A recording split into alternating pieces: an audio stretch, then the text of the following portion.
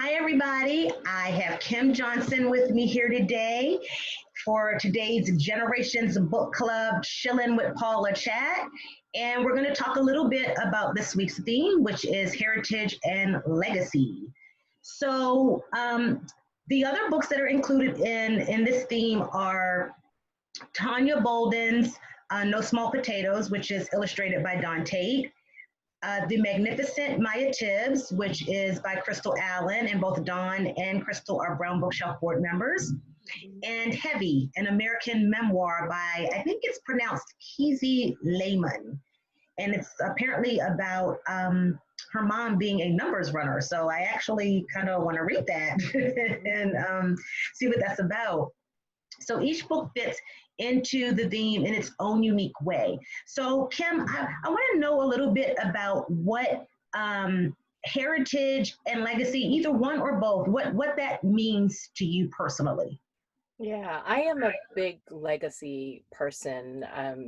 Following traditions, is a big piece of who I am, and honoring traditions and building off new traditions.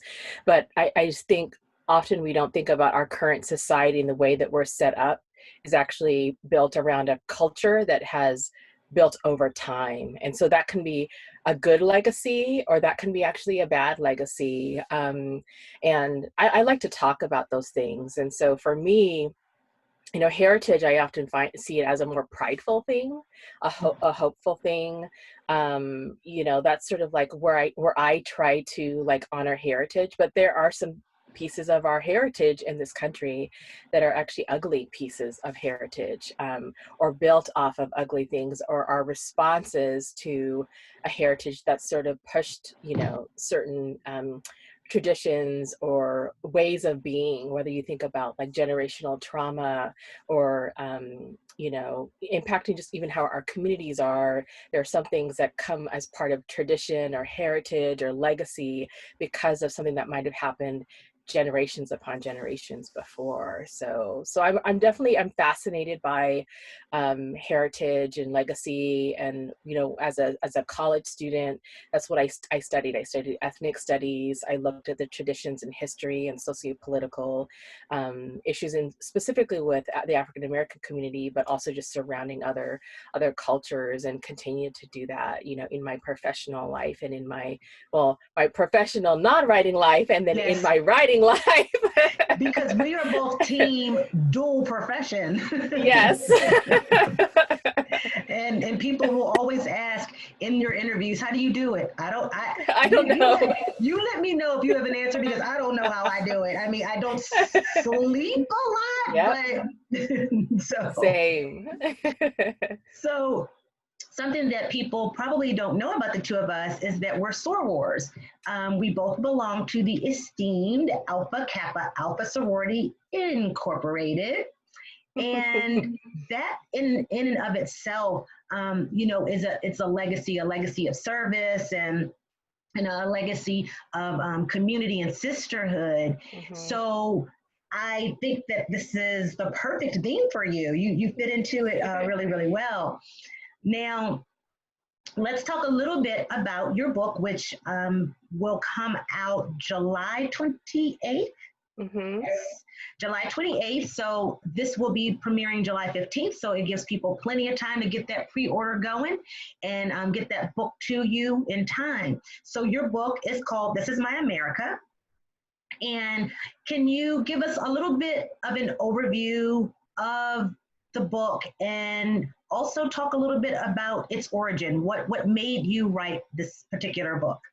Yeah, well, so This Is My America, it's a young adult book. It has a main character named Tracy Beaumont, who is really impacted by the fact that her father was wrongfully incarcerated in their town of Galveston, Texas. And going back to tradition and legacy, even selecting Galveston was very intentional in my writing, as Galveston was the last place that those that were enslaved found out that they were actually free.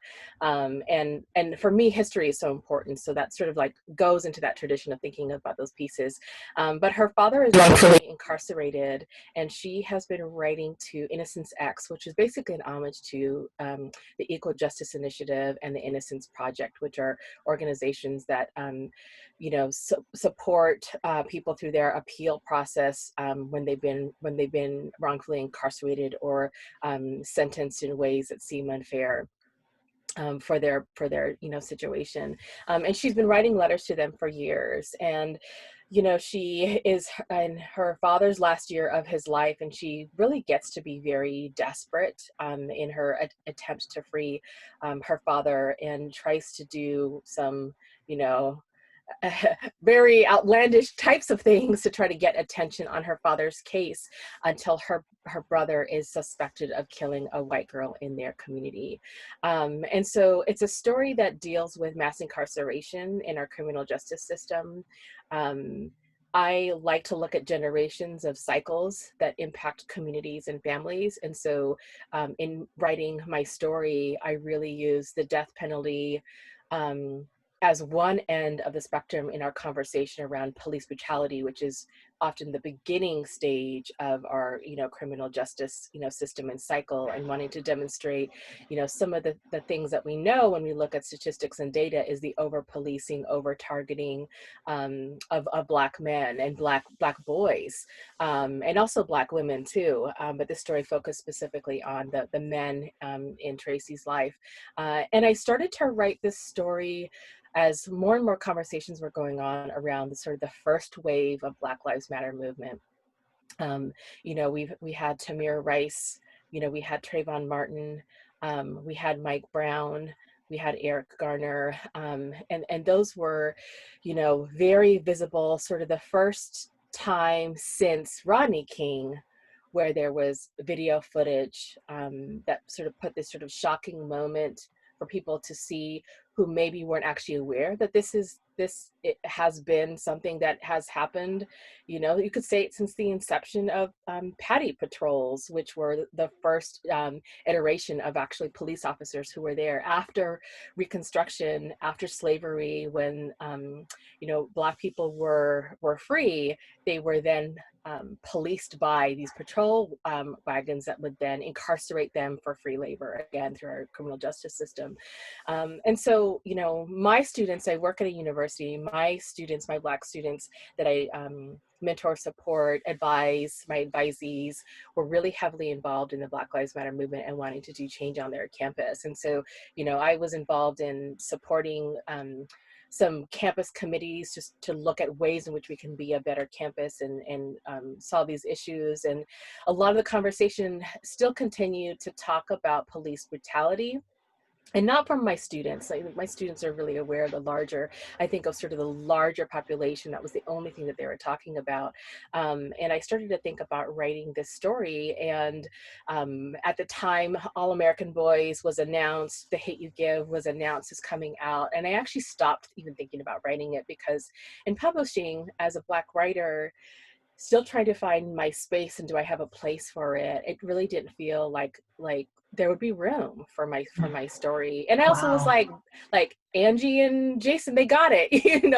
They're gonna they're gonna do the thing, and I don't need to worry about it. But see, we got to do the thing and do the thing and do the thing. We got to keep Yes. on doing the thing. So I'm Yes. glad that you did not give into that. Well, and then I read Brian Stevenson's Just Mercy, and I'm an avid nonfiction reader, looking at history, and so I actually combine a lot of my young adult reading that I do and looking at historical texts or just even current texts, and looking at issues of politics and law and those kinds of things.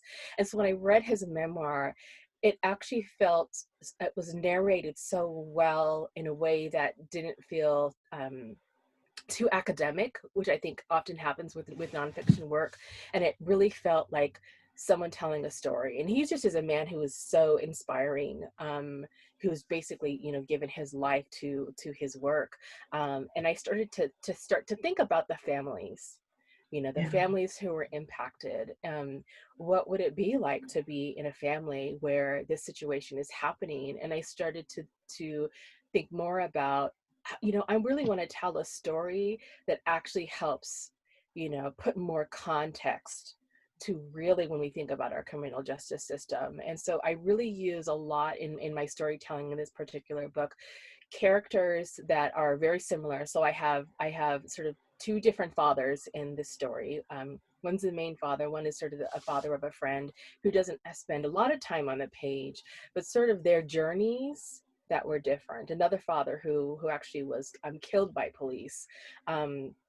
I have my main character and her best friend, who her best friend also, her father was incarcerated for something that he did, and he, he served his time, and he's trying to get his life back together, but how difficult that is. And I found that storyline actually intriguing because I liked how you know, you have Tracy trying to get her father home, and then you have her friend who already, has her father back.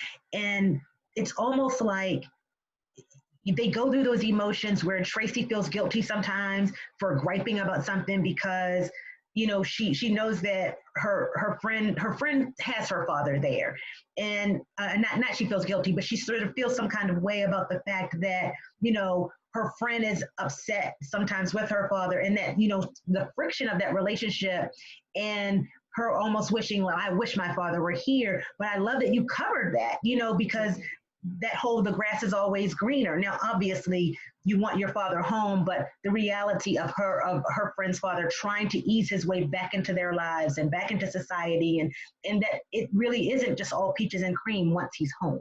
Yeah, yeah. And I think it's just so important I think especially for young people, young readers, for them to be able to move themselves into various characters, because there's a lot of judgment that occurs, a lot of judgment about why, even Jamal, as the Tracy's brother in the story, he makes a decision when he is suspected of killing a girl in his community, and he makes a decision that I think some people will be like, if you saw it in the news, you'd be like, oh, they're guilty, why did they split, basically, why did they run?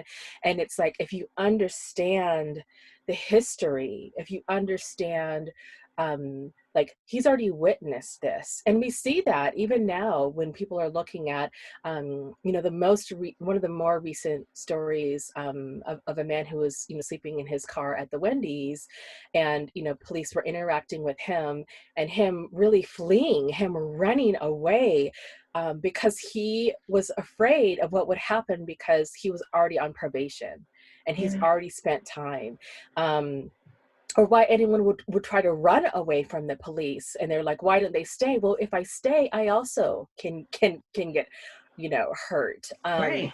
And so I love to play on that, and just even playing the relationships in it. And while I talk about very deep issues within my story, I also wanted there to be a lot of agency, and so there's a whole mystery that's a part of it. The main character, Tracy, she is adventurous, she is relentless, she is fearless, she is dogged, she is determined, and she's sort of the one sort of like moving towards action. And a lot of that, like, her character resembled not fully me, because she's like me to probably times 10 as a kid,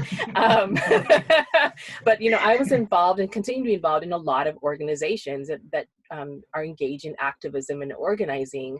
And my students that I was thinking really like closely about, if I was to model a character that are activists, they don't take no for an answer. And we see it in the young people, and it's not just young people on the streets right now protesting, but we see it with them where they're like, yeah, this isn't okay. Yeah, no, I let's question this, and like, no, we don't need to actually continue it this way because it makes no sense. And so I really wanted a main character so that young people who are feeling these feelings about the world, whether it's about our criminal justice system, or whether it's about the environment, or whether it's about women's rights, or whatever their sort of passion or interest area is that they could see themselves. It's okay to question, and it's okay to try to take action on it. And it's interesting because I think you have this growing dynamic with young people where um, they're trying to figure out where they fit into solving and being a part, because they see the protest, and of course that's the immediate tangible thing that they can do. But as you said, there are other ways to get involved. My 16-year-old talks about sort of the fatigue and the guilt that comes with not feeling she's doing enough. And and I always tell her, sometimes your your very presence, in something, in a conversation, can be your advocacy. We're not all going to be feet on the street. So it's important, that they be able to see the different ways that they can be an advocate, and that they can speak up and be a part of this movement. Yeah, and part of one of my characters, Tracy, I had her running Know Your Rights workshops.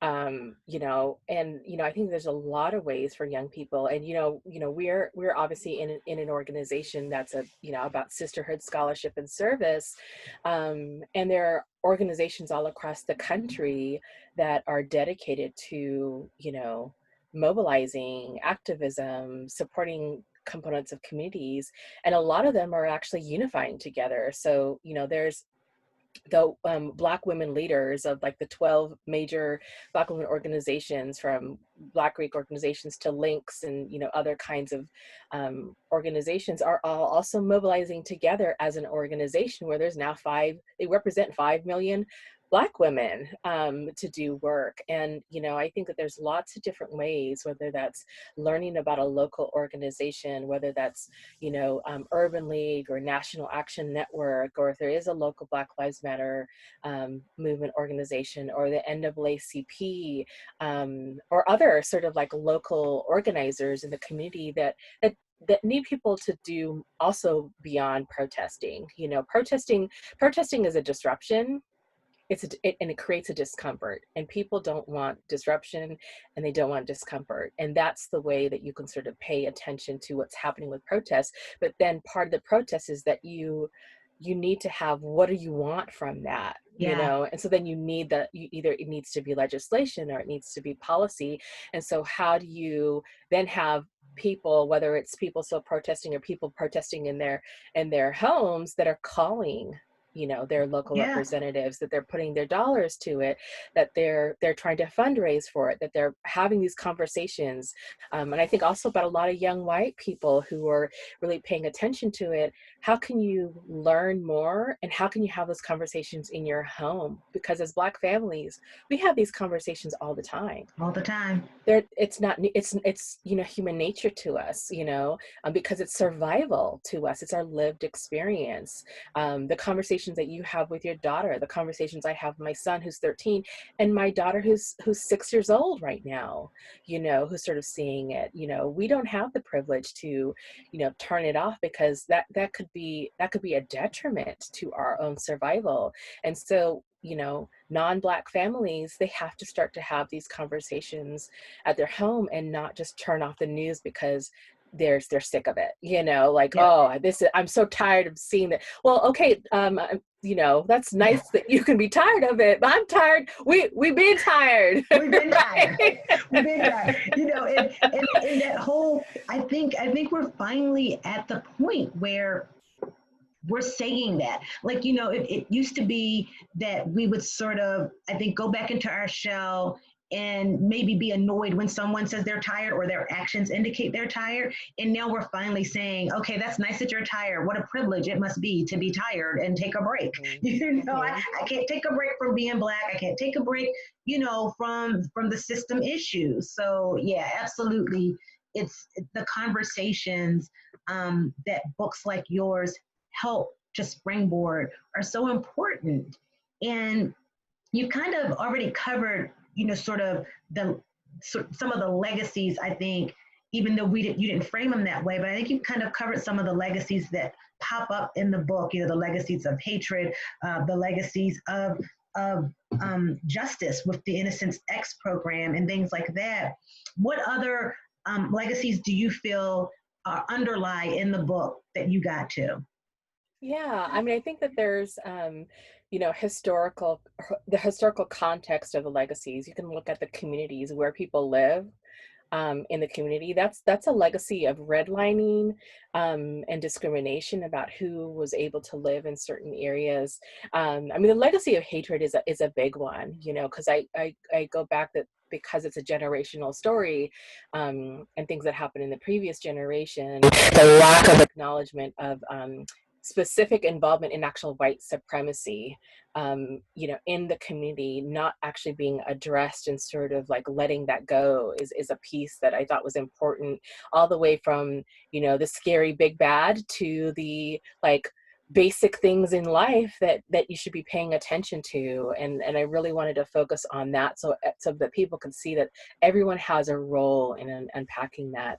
The criminal justice system, the cycle, you know, is the big one that I really cover as part of it, you know, all the way from the close connection of a judge, a prosecutor, you know, even a defense and the police. They all work together. They're all a system that work together. Even if they're, you know, going to trial against each other, they know that they're colleagues.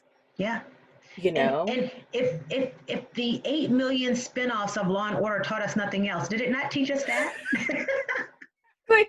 and that's the one. I'm so glad you said that, because that's the one thing that, because I write about something that questions our system or questions police, and like this is what about, you know, Blue Lives Matter and they're doing good things and don't you care about the, you know, and it's like there are hundreds of shows that glorify, that validate our entire justice system, Yeah. that have seasons of you know, of episodes. I don't think the few stories that are out there completely we don't even have that kind of power to do that. Like I could turn on, you know, the TV right now and choose like probably 6 different cop shows that I could watch right now, you know.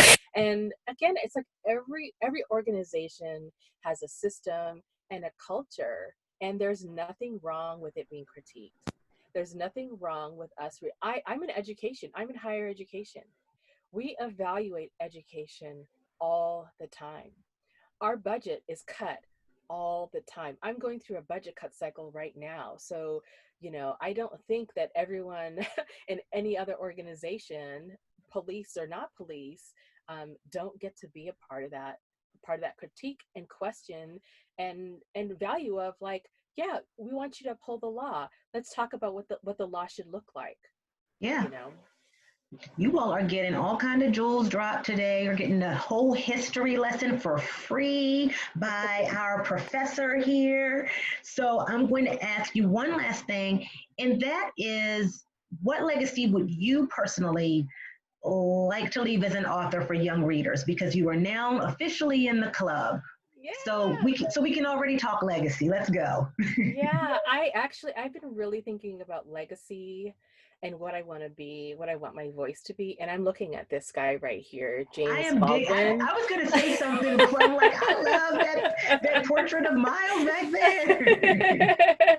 But, you know, for me, it's, you know, James Baldwin was a literary activist where he talked about being a witness. And I've been reading a lot of his work and just thinking about what I'm trying to do. And I want to continue to be a witness in my writing about our times. You know, I want to be able to be creative and try new things, and for it to be known that you can still continue to read my work as I evolve and as my opinions evolve, as my interests evolve. And, you know, I want to be, you know, leave a legacy that I spoke to young people on things that are important in our society. And I did it in a way that can be engaging for them. And so whether that means that I have a heavy mystery involved because, you know, a young person can jump into that kind of story. But I always wanted to leave a question on our society or some kind of call to action or something that leaves, you know, has left this sort of like deeper thinking about whatever topic I end, you know, in each book. And I don't want to be sort of cast. I think I'd love to leave the theme of talking about generations, talking about ways in which we can imagine maybe a better society or something better, but then like the nuts and bolts of it can look really different over time as I evolve and as my interests evolve and as issues in society evolve. So. And that's going to be a great legacy. I am hopeful that every voice that joins this community has the opportunity to continue to write. That's where we are right now, bringing new voices into the Black Kid Lit community and keeping them there. So I really look forward to, hearing more from you. Of course, our focus is on This Is My America, and we want to make sure that it gets its due, because it's hard to promote books during COVID right now, and you're unable to get out there the way that you would have traditionally. But I have faith that it's going to do well. I see you're getting a lot of movement on Goodreads. And did I see it in Essence or? It was in Essence, yeah. Because I saw your tweet. You were like, okay, now it's real to my family. Yes, it is. Now they're blowing me up. What are you in next now? I'm like, oh, you care now? That's a high bar. I know. And we're going to ignore that. I honestly thought Baldwin was Miles Davis, because my stepdad is a huge jazz musician, and it looks a lot like it actually does. He does. The way he's painted. But forgive me, the great James Baldwin. Yes. And Miles too. Miles actually influences my next book a lot. But ooh, okay. Well, Kim, thanks for stopping by and giving me a few minutes in your very busy schedule. And we'll run into each other around Twitter. I'll see you. Bye. Okay, bye.